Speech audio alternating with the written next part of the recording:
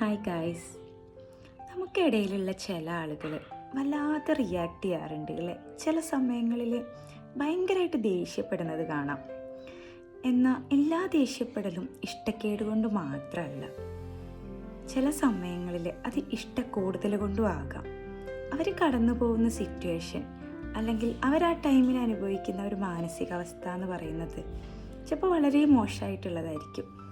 ആ സമയത്ത് ഇതവർക്ക് പ്രകടിപ്പിക്കാൻ പറ്റിയ ഒരേ ഒരു വ്യക്തി എന്ന് പറയുന്നത് അവരായിട്ട് അത്രയും അറ്റാച്ച്മെൻ്റ് ഉള്ള, അവരത്രയധികം സ്നേഹിക്കുന്ന ഒരേ ഒരാളായിട്ടായിരിക്കും. ആ സമയത്ത് അവരോട് ചിലപ്പോൾ കുറച്ച് കൂടുതൽ സ്വാതന്ത്ര്യം എടുത്തിട്ട് കുറച്ച് കൂടുതലായിട്ട് അവർ ദേഷ്യപ്പെടുന്നത് കാണാം.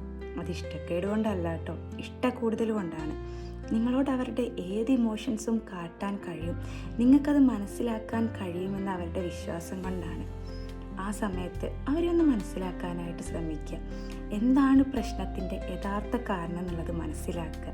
അങ്ങനെ മനസ്സിലാക്കിയാൽ തീരാവുന്നതേ ഉള്ളൂ ഈ പ്രശ്നങ്ങളൊക്കെ.